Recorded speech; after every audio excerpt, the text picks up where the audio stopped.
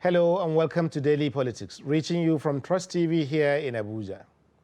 On this program, we discuss issues around politics, policy, and governance. I am Suleiman. Tonight, we're discussing Igbo Presidency in the coming 2023 general elections. Since 1999, and some will say even well before 1999, a Nigerian from the southeast has yet to be elected president. This is amid growing clamor for a Nigerian president of Igbo's extraction. Igbo presidency is an idea that means different things to different Nigerians. For those from the southeast, the idea is at once intensely political, and yet it also goes beyond politics. For these Nigerians, Igbo presidency is about representation and belonging. It's about having a stake and being seen to have a stake in Nigeria's national venture. In short, for these Nigerians, Igbo presidency is the final and most important symbolic gesture and agenda for healing the wounds of a past that is still present. For other Nigerians, however, the issue is simply about politics, about which candidate scores the most votes, and about which respectful ways of negotiating and reaching compromise. But in the climate of the 2023 elections, in the push and pull of politics of this year's elections, Igbo aspirants vying for president are well represented in both major parties. In the APC, they include big names like former governor of Imo State, Chief Rochas Okorocha, current governor of Ebonyi State, Dave Umahi, Minister of Labor and former governor of Anambra State, Chris Ngige, former Senate President Ken Nnamani, and also businessman Sam Ohuabunwa, among others. In fact, some people may even include people like the Minister of Transportation, Rotimi Amechi, and Governor of the Central Bank, Godwin Emefiele, in this list. In the opposition PDP, Igbo aspirants include former Governor of Anambra State, Peter Obi, and former Senate President Pius Anyim Pius. Of course, there are long-shot candidates like Dr. Kingsley Moghalu also. So tonight we ask, will Nigeria have an Igbo president next year? And who will it be and how will it be achieved? And who among the current slate of aspirants stands the best chance? I have with me two Nigerians who are both observers but also participants in all of these debates. Mr. Ike Abonyi is a former group political editor of this day newspaper and one-time advisor to Dr. Okwesile Nwodo and also Prince Uche Chikondus, when they both held sway as chairman of the PDP. With me also in the studio to discuss this issue is Dr. Kashmir Ifeanyi, a public affairs and social commentator. You're both welcome to Daily Politics. Thank you. Yes. Thank you. Welcome. But we'll take a brief break. When we return, we'll go straight into it to bring you discussions and insights about issues this particular issue that matters to quite a lot of Nigerians, but which, frankly, tends not to be in the news at all. Stay with us. This is Trust TV, documenting the Nigerian story.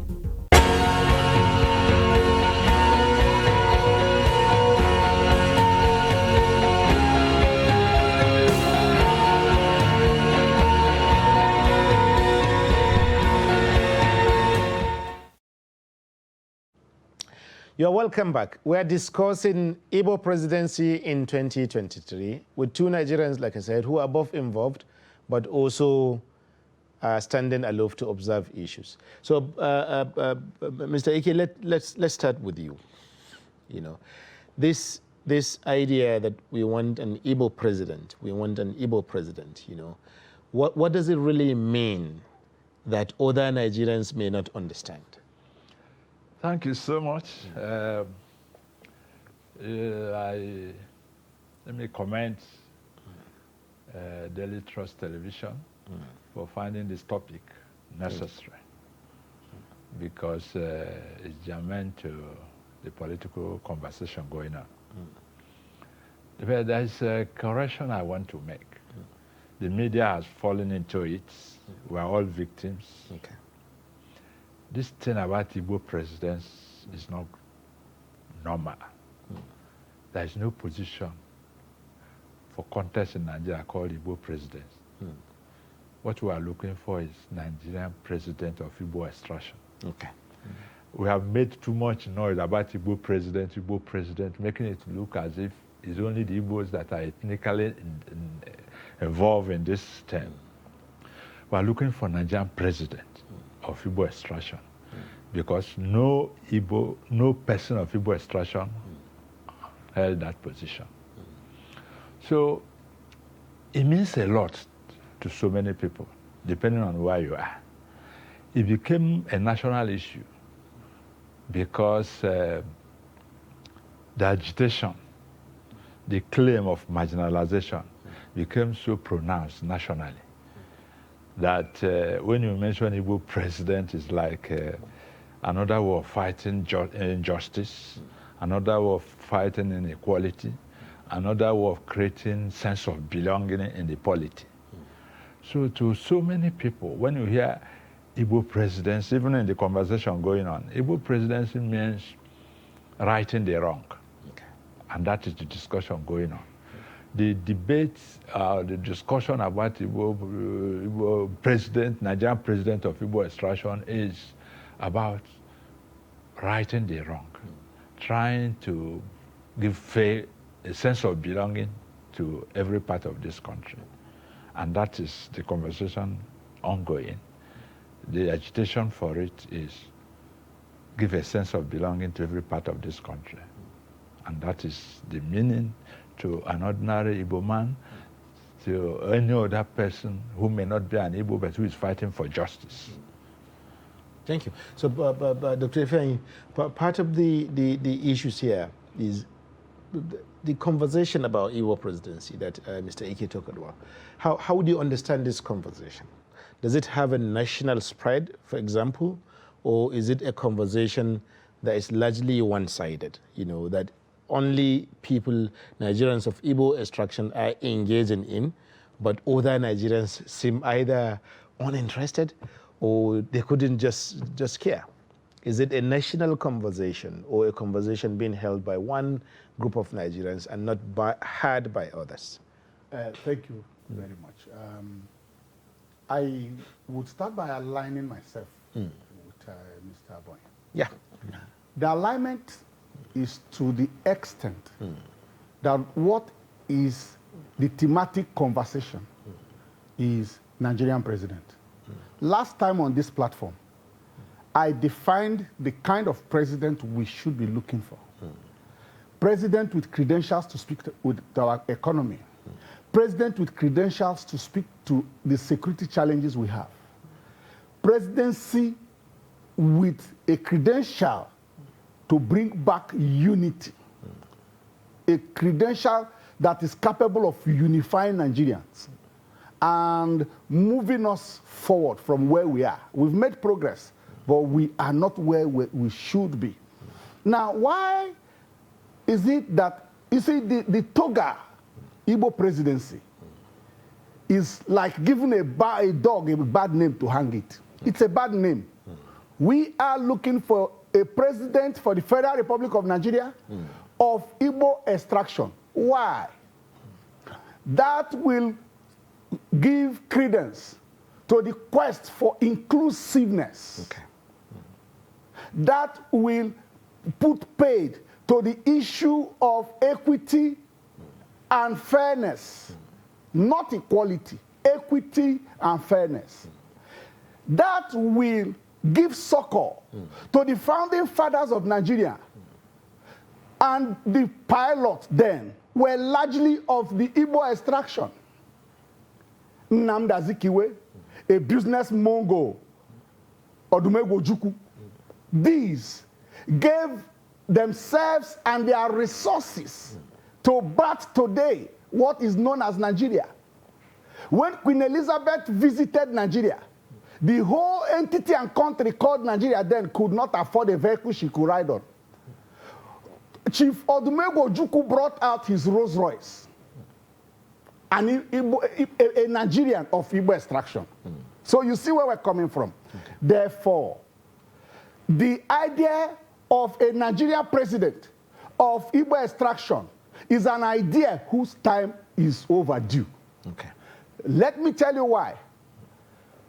Up until the time of President Goodluck Jonathan, that was between 2011 to 15, you know, the conversation was that since after the Nigerian Civil War, there was a surreptitious, seemingly so, design by default not to allow people of that extraction to come to the positions of service chief, be it police inspector, chief of army staff, chief of defense staff. They were staved off that kind of position. So when Jonathan came, we had people like Ihejirika come close, we had Onovo come close. That put paid, that, I mean, assuaged that agitation. Now, what we're looking at... Today we have Irabo as chief of defense staff. Yes, Irabo is from the South-South. Okay. Yes, we must call a spade, not a farm implement. When you mentioned the alleged interest of the current CBN governor, and they also say is of Igbo extraction, they are also people, when the chiefs are, we'll come to that, they are from the South-South. Rotimi Amechi, the other day he said people should not forget that his Amechi is of Igbo extraction. When he was governor in Rivers State, did he say so? So these are issues to be put in perspective. For me, the truth is this. Nigeria needs to get beyond where it is now. And we need candidates. We need individuals who have pedigree, who could show what they have done in the past, how sincere, how they held forth in integrity and good conscience. Thank you. So, but Mr. Ike, this is all fair and good, you know. The issue is, in a democracy, in a complex, diverse democracy such as ours, it is fine to hold one opinion. It's a whole different thing to be able to sell that opinion convincingly to other countrymen, you know. The debate around Igbo presidency suffers from this, you know. When people say Igbo presidency, which is why the strategic shift from Igbo presidency to a president of Igbo extraction now is even necessary, actually, you know. So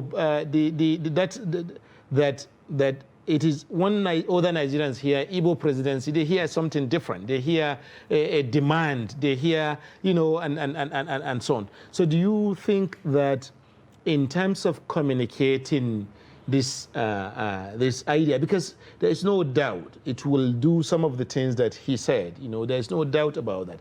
If you have a situation where people can be elected president from even once, it will, you know, finish all the idea. It cannot be done. That will end, you know. So do you think that the way it has been communicated has also helped in bringing it to, you know, delaying it? To a large extent, you know, when there's a strategic blackmail, there's a limit to how you can convey to prejudiced mindsets. Interesting. You understand? The issue of Southeast or Igbos is such that you always hear Igbos are not united, Igbos don't like themselves, all that kind of story. And I keep challenging every ethnic group in this country. Stay out of power for 10 years and see how you like yourself. Stay out of power for 20, 30 years and see how united you can be. The almighty Fulani, if I may use that word, within the 8 years of Olusegun Obasanjo, were they not there scrambling for power, scrambling for relevance? When Jonathan and Ijoman was president, was all the three major ethnic groups who are the king, the umbrella of Nigeria, were they not there succumbing to the Ijoman? Igbos have been out of power for a very long time. And every time you say Igbos are not united, Igbos, they don't like themselves, their politics is this, they don't like anybody, all those things. There is no time they contested the election in Nigeria that, even if it's zoned to the north, that one northerner will emerge. There hasn't been any time. There will always be plurality of candidates. The same thing in the Southwest. So why is the Igbo case so exceptional? I'm just giving you a background of the blackmail, that is going on. And this is the blackmail that is being put in this Nigerian 2023 project. Consensus. Igbos, if you want this thing, go and get consensus. Go and beg, go and involve other Nigerians. How do you involve other Nigerians? What are other Nigerians looking for? They are looking for a competent, legible president who will turn Nigeria around. It doesn't matter. When Obasanjo was elected, the Yoruba didn't want him. In fact, he lost the election in the Southwest. Absolutely. But he became a president and became a good president for Nigeria, not for Yorubas. We know what influence is coming into power, the June 12th struggle. He came through the ethnic sentiment. He became a Nigerian president and turned Nigeria around. Nigerians benefited, not the only Yorubas. So let's talk about Nigerian Igbos are not doing well to convince the other people. How do you want people to get convinced? What I expect Nigerians to be talking now is Igbos must give us competent people. In fact, without being seen to be arrogant, by the time an Igbo president emerges in this country, there will be a turning point. It will happen. It will happen not because I'm one of those who believe that there's no hamlet in this country that cannot produce a competent person. It's when you are going to look for the competent person. If we don't change our process of picking leaders, if the presidency is coming to Southeast, for instance, and you don't go for the best, and the person start collapsing, say Igbos are this, cannot, that's not it. In 2015, we were all here. Nigerians felt Jonathan was not doing well. We needed a strong president. We needed a president with a military background. We needed a president that is not corrupt. And that's how we ran into where we are today. 7 years after, we can tell the situation can tell the story. You understand? So what am I saying? The issue of whether Igbo presidency or Nigerian president of Igbo extraction is getting national outlook is enough has been said about injustice against the Igbos. When there's injustice in the land, bring the best. This is where some of the arguments, Dr. Ife, isn't it? People are saying, okay, we agree that there's been injustice against the Southeast, against Igbo people, but there have been injustice against maybe Kanuri, for example, or maybe injustice against Ishekiri in River State, you know, against many hundreds of other various ethnic groups in the country. And that the injustice of one group is not necessarily exceptional from the injustices that others also suffer.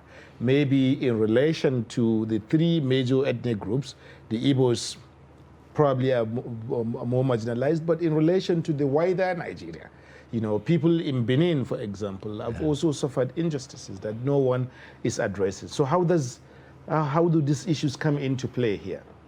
Injustice knows no tribe, tongue, or race. However, prejudice is more inside us, more devastating, more deleterious than injustice. Interesting. You can redress injustice. You may not be able to redress, in fact, prejudice cannot be redressed. You only attempt to convince a prejudiced mind. You may not redress what actions that are predicated on prejudice. Having said that, this is the narrative. We had a war before I was born. It ended before I was born. I am an old man now. Look at me. And we were told growing up that the war ended on no victor, no vanquish. Today, a cleric, a lawyer by training, one time is he presidential or vice presidential aspirant, stands on his pulpit before God and decides to tell a single story, a terrible, libelous, wicked story that should not emanate from the altar against the Igbos. Let me mention him. His name is Tunde Bakari. Okay. It's everywhere. It's such narratives, such single stories, told time and again, at odd times, that is the brick wall against this idea that its time had come. Are we going to become more prosperous as a nation if an Igbo man becomes president? The answer is an incontrovertible yes, and I will prove it. Okay. Now, let me start this way. There is no race, no tribe in Nigeria more Nigerian than the Igbo race.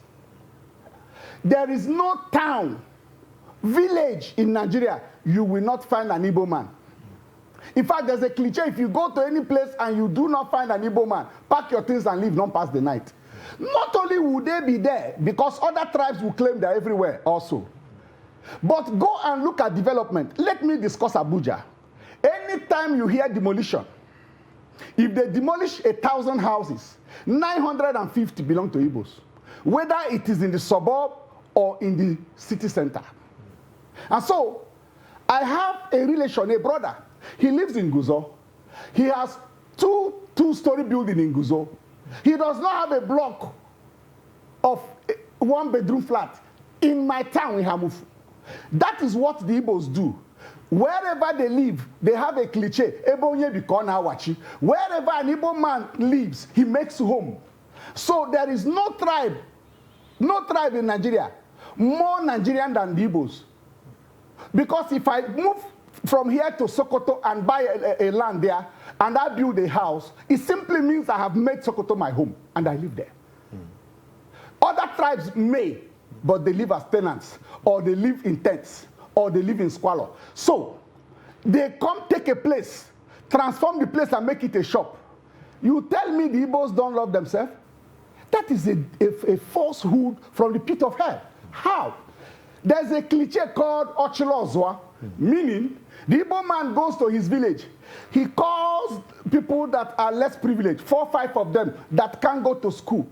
He says, I'm a trader in Kano. Will you go with me? He takes them to Kano. They stay with him for 5 years. He gives each 5 or 10 million to start their business. Show me another tribe that does that. Whether it's a motor pass business, provision, whatever have you. In fact, this. So when you talk about Igbos not loving themselves, I have shown you love. I have shown you the enterprising nature of the Igbos. I've shown you that we're more Nigerian than any other tribe. We may not have the number.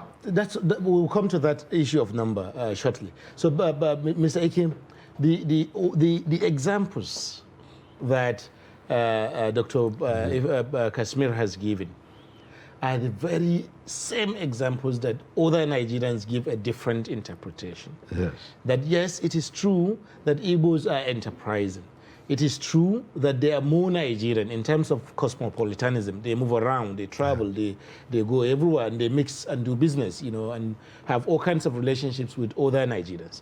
But some people are saying this also is in fact an example of how other Nigerians have also now accepted the Igbos, rather than just the enterprising nature of the Igbos, you know. Because, for example, in order to do enterprise, you need a market.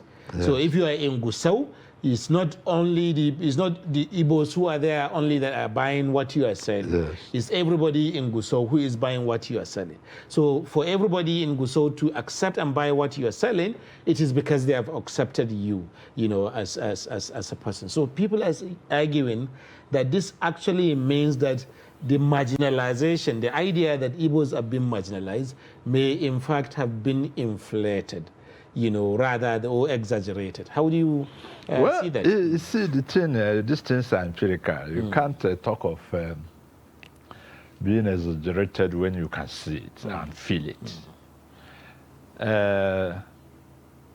I agree with you. Igbos have been accepted, but the history of Nigerian Civil War is the inability of certain people in the North to accept the Igbos. Clearly, that was the basis, the origin of the Civil War. After the war, we need to get to history. After the war, no victor, no vanquish. Igbos moved on.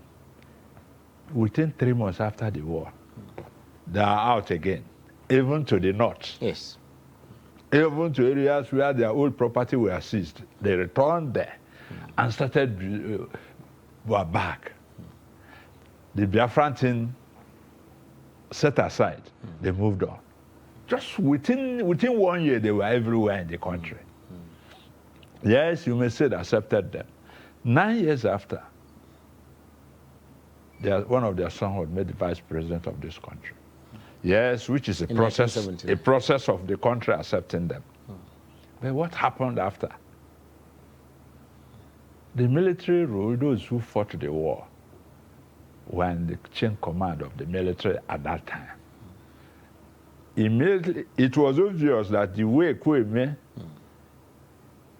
the vice president, Alex Kwame, and Alhaji Shehu Shagari, may their soul rest in peace. Amen. The way they were going, Kwame was a natural Successor. What happened? There was a coup. They ended it, just to make sure the Igbos don't get there. But the coup also removed Shagari from power. But I'm coming now. Okay. The coup removed Shagari. Wait, the coup removed. Wait, Buhari. yes, wait. So Buhari and Shagari, even though from different political brother. system, military, and at the same. Okay, go on. Let me tell you, the coup removed Shagari. And after Shagari was removed, they had to look for Shagari's brother. Shagari was, Buhari who came was not part of that coup. Yes. He wasn't even in Nigeria. They had to look for his brother, a Fulani.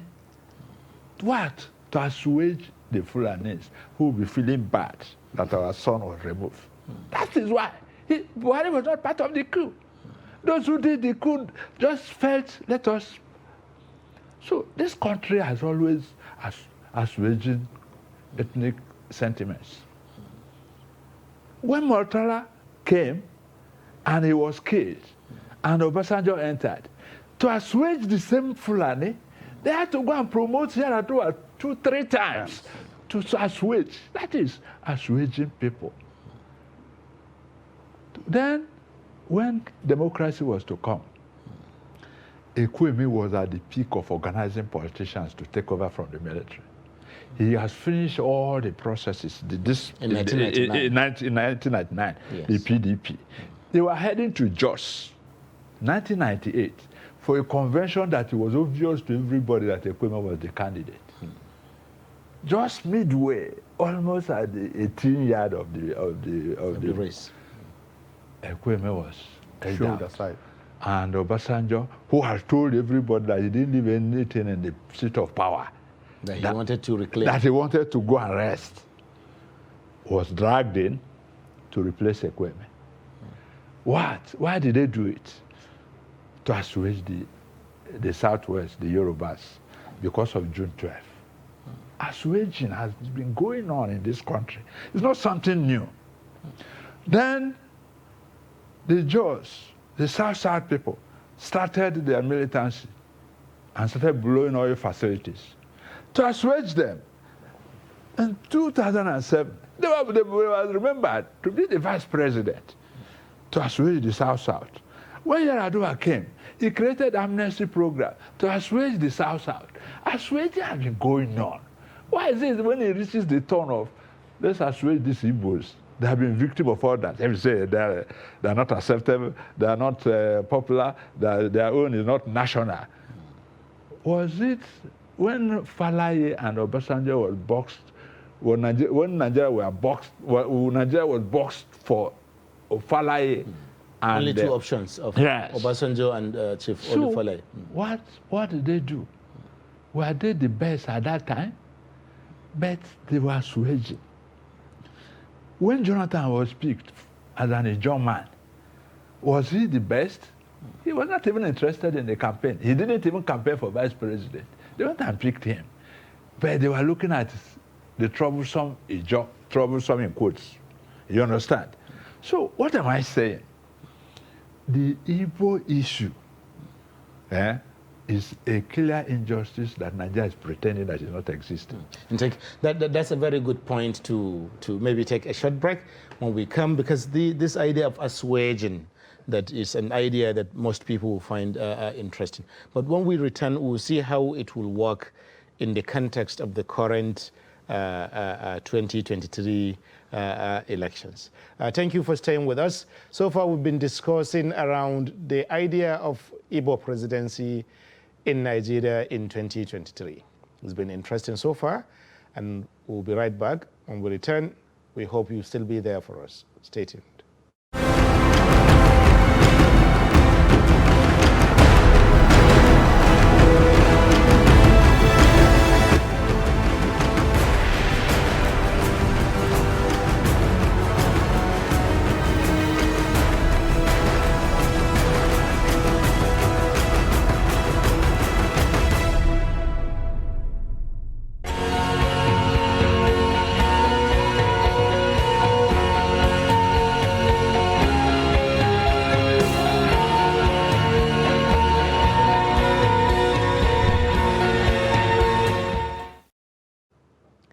Welcome back. This is Daily Politics on Trust TV, and we're discussing issues around Igbo presidency in 2023. So, Dr. Kashmir, it's interesting to talk about assuaging different parts of Nigerians or different Nigerian groups who feel aggrieved because of certain historical issues. But in the context of 2023, how does this play out? Especially considering that you now have a two major party system crystallized in the country, and then some other alternative parties around. But we now have a two dominant political party system. So how does this work out within these two parties, Thank you. You see, I like the background that Mr. Bowen gave. Because the import of history is this. A people without history have no future. If you obliterate history, you have obscured your future. Interesting. So that's why when they said stop teaching history in schools, I knew we were headed on a bad trajectory. I am happy, I think it's been reversed. And it has to be taught exhaustively. Having said that, how does that dovetail to 2003? Stemming from what the narration he gave. In 1999, we were boxed to choosing between Olufalaye and Olusegun Obasanjo. All Olu. So, can we, since we also have two front-leading political parties now, can we also be boxed to choosing between two Igbo brothers? In both parties? Yes. Why? Because not only do we deserve it, it is the demand of the hour, not of the Igbos. Speaking in one book launch I attended in Hilton, the governor of Borno State, I like him for speaking up and speaking straight, made this analysis and scored the point that the appropriate thing to do is to take power to the south. Severally, His Excellency Nasir El-Rufai had also scored a similar point, that power should go to the south. But that is double-ended. To which south is it going? South-south, southwest, or southeast? If you do the analysis, yes, power should go to the south. If you do the analysis, southwest have had 8 years of Obasanjo. They are going to have 8 years of Vice President of Professor Yemi Osibanjo at the helm of affairs. South first had the 2-3 years of President Jonathan as vice president, plus his 4 full years term, plus his 1 year extra to complete Yaradua, taking together another 8 years for the South. So that blocks out effectively Southwest from consideration, and South. The only baby, the only Nigerian left in the lodge had remained the Southeast, the Igbos, the Igbo-speaking part of Southeast, because there are actually people in Southeast that don't speak Igbo. Now, having scored that point, it simply means that if we are... Some people will say Dr. Jonathan was, in fact, an Igbo man. He had Ibele, Azikiwe in his name. Maybe you can respond to that in 1 minute. Today, my friend... I didn't want to answer that because today, my friend wrote me a message. Yes. Is that a man of Castina? Okay. Has that made him a Fulani man? Interesting. So, it is only proper that we cede power to the Igbos. And I want to allay the fears of the average people. I discussed at the grassroots. I discussed with an Hausa man, a Fulani, I don't know whether he's a Fulani, but he's an Hausa man that sells fruit. And he told me that the problem they have, because that is the level where you must go to get the pulse of the people, is that if they give Igbo man, he will say, let us divide Nigeria. Absolutely. That is not true. We'll come to that, because we have to talk about how you reconcile Igbo presidency with the agitation for Biafra that is turning, increasingly violent in recent months and so on. But before then, Mr. Ikiawan, part of these issues, particularly as somebody who advised 2 national party chairmen, ruling parties at that time, in fact, So how do you feel that this idea of having 2 candidates of Igbo extraction emerge within the political parties? How can that work out practically in terms of the existing structures of these parties as we know them? Well, it's about the convenience, because in this country, when the sitting president Yaradua was very, very sick, the country was boxed into a very difficult situation over whether the vice president can take over or not. And the leaders of this country sat down, and the doctrine of necessity was established. That is a country looking for solutions to answers to problems. And it applies here. It's not the first time we have done it. We did it in 1998. After the Southwest, the June 12th thing, almost turned Nigeria upside down. Leaders, the military authorities then sat down and said, look, let's go and appease these people. So what the parties can do, and Nigerians, because there are some people who don't belong to any of these parties, but their opinion is weighty. What Nigerians can do, me and you know, is as a fact that if APC and PDP produces their candidates from Southeast, all the political tension in this country will come down. Immediately. This is a fact. It will come down. All the tension, everything will just come down. Even the tension, the debate, all those things going on everywhere, it's just the fact that it could go there. Why a ruling party, why are they putting 100 million to pick a form? It's all part of the tension and the confusion. Whether they can use money to scare away people or reduce the confusion. But in a corrupt society, even if you put it 1 billion, the confusion will still be there if you are not ready to address the issue. It's all about justice. So but if we were to do that, this is entirely hypothetical. Yeah. Yes. Because we all three here, Yes. and maybe not even our audiences, speak on behalf of PDP or APC. But supposing, since we're trying to understand an issue that will not go away unless Nigeria addresses it, if you have that situation where you have two, you want two candidates, APC, PDP, all of them Nigerians of Igbo extraction, who should they be, and how should we get them? Okay, well, this question has been long in coming. I anticipated I was going to be asked this question. Okay.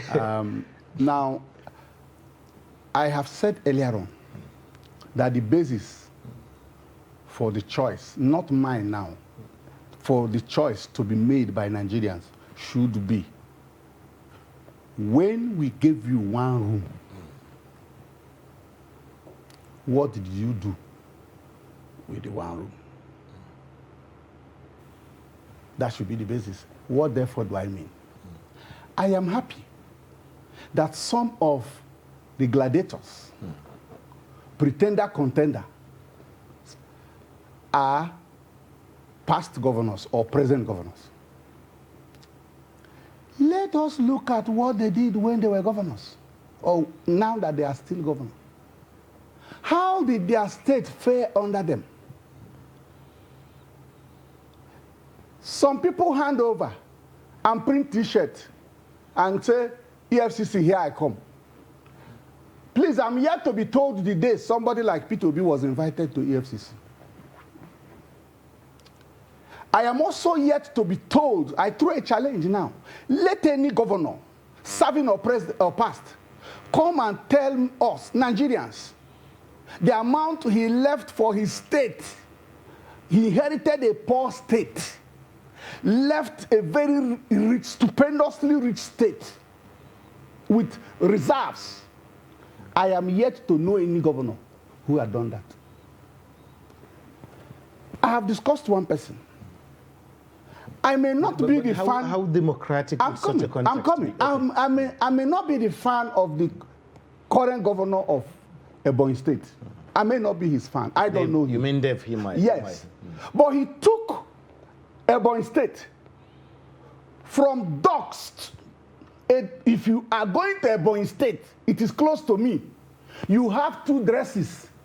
The one that will cover the main dress that you use to enter where you want to go. Because by the time you arrive, the distinction between you and dust will be very slim. Today, you can count close to 20 flyovers. I am not talking of bridges. Flyovers that some of them span as long as 2.5 kilometers, 3 kilometers, 1.5 the minimum, and they are everywhere. So you can connect with what he's been able to do as state governor. You can relate with what the ex-trial governor of Anambra State, Mr. P2B, had done in his state. I just mentioned what he left. That people drive around Anambra to date is reminiscent of the infrastructures he put in place. So in the Igbo land, including the current Minister of Labor, he didn't do badly as a governor. In the Igbo land, in the two parties, we have people. Look at when Anyim Pius Anyim was DSP, Senate President. He proved his mettle in that position. And that prepared him for the position of SGF. So now the point I'm making, therefore, is that in the two parties, we have preponderance of people with credentials that the parties can narrow down and give us two persons. One party, one person in PDP, and the other in APC. In APC. And now let me speak to the issue of P2B because I adopt his name. Yeah. If you go to social media rating today, across party divide, he tops the list. Go and check it. Especially on Twitter. On Twitter, he tops the rated. But some people say Nigerians who vote are not on Twitter. Now, I agree. That is a very elitic platform. What we need to do, we need those elites that are conversing at that level. We need to step down that conversation But there's this in a question- language that the common people But there's this in a question- language that the common people can understand. Thank you. That we're talking about somebody who will return food to their table. There is no food on the table now. We're quite short of time, and I want to end here with that question on reconciling Biafra and agitation for Igbo presidents. But just quickly before we get to that point, how about the democratic idea? How democratic would such an idea be to have Nigerians of Igbo extraction from both parties? For instance, Would it be democracy? For Since instance, it's about numbers. aside the Yahaya Bello of Kogi State, all the other persons indicating interest in APC are from southern Nigeria. So half of so that meaning argument- APC have already zoned their candidates to the south. We are saying take it to southeast because we have done the analysis why the other people should be excluded, and that's the democracy in it. We're also urging PDP to balance their position to take power if that is what they want by similarly doing the same. It's democratic. Very democratic, because we're saying, oh, it is going to the south. Yes, 3 children are in the south, 2 have eaten, 1 have not eaten, is in starvation. Before he goes into coma, give him something. Interesting. So, but that takes us to the final issue here. You want to be assuaged for the wrongs of the past, you know, and at the same time, you want to be out of it altogether, you know, not just out of it in the sense of protest, but in the sense of destabilization, in the sense of violence against the state, you know, the state's infrastructure, the state personnel, you know, as policemen, INEC offices, INEC officials, and so on and so forth. These have been almost on a daily basis nowadays, or at least on a weekly basis in all the 5 states of the Southeast. It's better you make arguments like this with facts, right? So these ones have been showing that we don't want to be part of Nigeria, you know, and on social media, people are lambasting other Nigerians. How does that reconcile with the idea of wanting the highest prize in the land? Okay, thank you. You allow me just a second to talk about the P2P Except that we have just about a minute or two. I know. I will rush it. Thank You see, what Nigeria is looking for now is the man who will solve problem, not the man who will satisfy sentiment. Exactly. Where we are now, we are in a mess. We are looking for solution. And when you are looking for solution, you look for somebody with a testimonial, with a credential. The basic problem of Nigerian polity is the indiscipline of public officers. Why is P2B the issue? P2B is the issue because it's the only person who has demonstrated that you can be in public office and be disciplined. Interesting. So coming to your question, is, you know, I always said it here, there's a strategic blackmail against Southeast. And that blackmail is well orchestrated. Any environment that plays or toys with injustice, any system that closes its ear to justice is definitely going to breed all those things. Nigeria is not averse to all this. Why is Igbo case, IPOP case so essential? We were all here in this country. Nadeco and OPC turned this country upside down. And what did they get? An Obasanjo presidency. We were all here. It just blew all the facilities and seized the Nigerian economy. They got vice president and president. We were all here. When this president, our incumbent president, talk about the soaking of blood and everything and threatened every northern, and no PDP personality could come out to vote, and he won the election. So why we have history? So why are we talking about Igbo own? Yeah, because we don't listen to reason. Since 1970 that this war ended, Igbos have been talking about marginalization. Nobody's listening. They're just treating it like that. And it's building. These youths did not see war. They didn't know war. Some of them have not even read about it. They didn't even see Ojukwu. Ojukwu had died before some of them even came. But Nigeria had allowed them. Who is Nnamdi Kanu? Nnamdi Kanu is a creation of this government. Nnamdi Kanu is a creation of this government. It's not a creation of Igbos. He was a rebel rouser talking, and then suddenly they carried him and locked him up and became a hero. Even as they're holding him now, they're making him a hero. So the point I'm making actually is that there is nothing that is happening in the Southeast on Igbo land in the process on the road to getting power that did not happen to other tribes that got power. That is the point I'm making.